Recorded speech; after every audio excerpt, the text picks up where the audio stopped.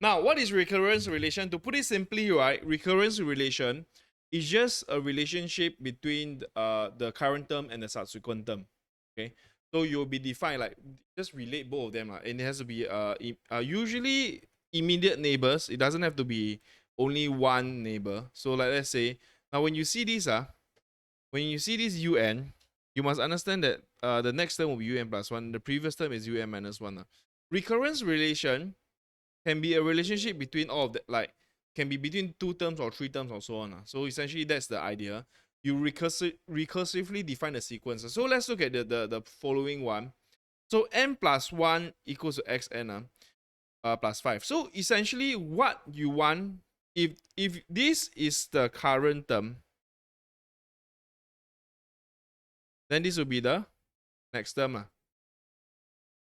Understand? When you see this, what you need to understand is to get the next term, you just need to follow a sequence, which is xn plus 5. You add 5 first, then you square root, okay? So to get usually they will tell you what is the first term. The first term here is x naught. So if x naught means n is equals to 0. So is n equals to 0, what you need to do is n0, the subsequent term x1, right, will be square root x naught plus 5. So x1 will just be square root 6. Okay. Then after that, x2 will just be x1 plus 5. 1 plus 5, which is actually square root 6 plus 5. You're going to look very, very ugly very quick. X3 will just be square root of this x2 plus 5. So in other words, this guy here will just be x2 plus 5. This is x1. Be square root 6 plus 5 plus 5. It's a nested certs, super ugly, but gets the job done. Okay, so this is x3 plus 5. Then this is like square root. What's going on? Square root 6 plus 5 plus 5 plus 5. You get the idea. Okay, so the first 5 terms. So of course you don't want to do this, right? You do not want to do this in exam because it's gonna be very messy, right? So of course in this case here, it's not very pleasant to write everything like that, right? So they have to give you the starting term. Starting term is x naught. It can be x1 or x2. It will define it for you. Right? So this is not what you want to do. What you want to do is then you go to mode. You go to this thing called SEQ, sequence. Then you just go to Y and you just key in your sequence. Your n min in this case here is 0. 0, right? Okay, 0, 1, 0. What I realize is xn plus 1, un plus 1, then un plus 1, then this guy will be square root un. So you put a u here, then you bracket and okay, sorry, the u is this u, the u here, square root u n plus 5. Okay, u naught is 1. You don't need u0 u1 because u naught is 1. U naught. Okay, so you see this as un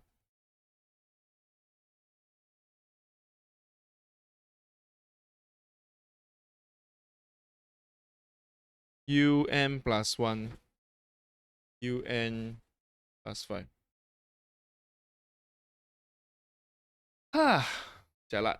This is 1. Oh, actually, it's just on the first 5 terms. First 5 terms. First 5 terms don't include x5. It's just until x4. Because x naught, the first term x naught is 1. Actually, that's it lah. You just need to understand. Okay. So subsequently, what would you write for to get the subsequent term? So un. So this is the current term. This is the next term. Current. So make sure you can key in calculator for this. If you can't, let me know. So how do you key in is you go to calculator. Same thing. This is un plus 1. So we use the u sequence n plus 1, un plus 1, 1. Your u min is 1, 1. Your u1 would then be 4, the first term. Un plus 1, 0 0.5, u, bracket, and then plus 8. Okay, then you just second table. You get this value here. 4, 10, 13, 4.5. There you go. Is it? This will be what? Add a constant value of k to the current term to get the next term. What is this called? You add constant value, this is called what? Bro, if you see, to get the next term, you keep adding a k to get the next term. What is this called?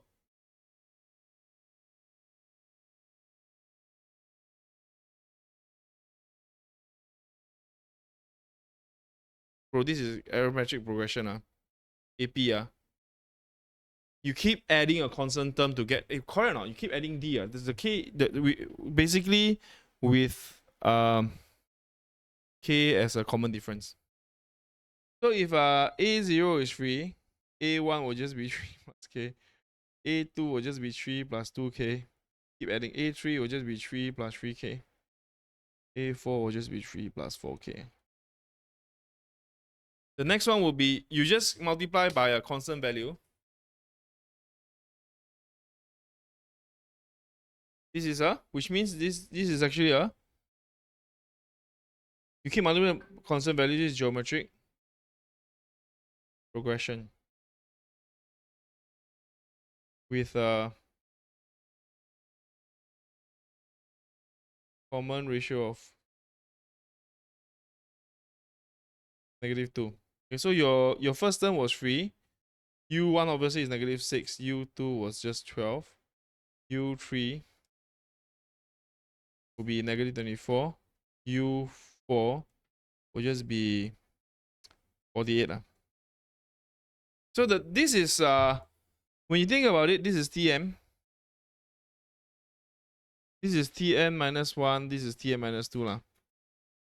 So to get this term here, you take the previous two terms to add up, and then you get the current term. To get the Tn, you take the previous two terms to get. So to get the current term, add sum the previous two terms. Okay, so you take the two terms before it, you add up, you get, this is what we call, this is called the Fibonacci sequence. Okay, super interesting.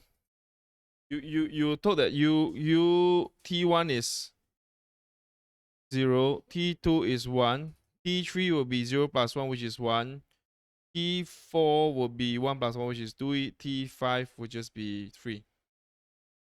This the interesting thing about this, right, is that it's naturally occurring. So a lot of like in nature, you will just follow Fibonacci sequence. There's something to do with the golden ratio, but the idea is that you can actually observe this in a lot of like the patterns, right? In fact, you see a lot of math textbook, they like to put the snail shape in front, right? Because of this sequence here.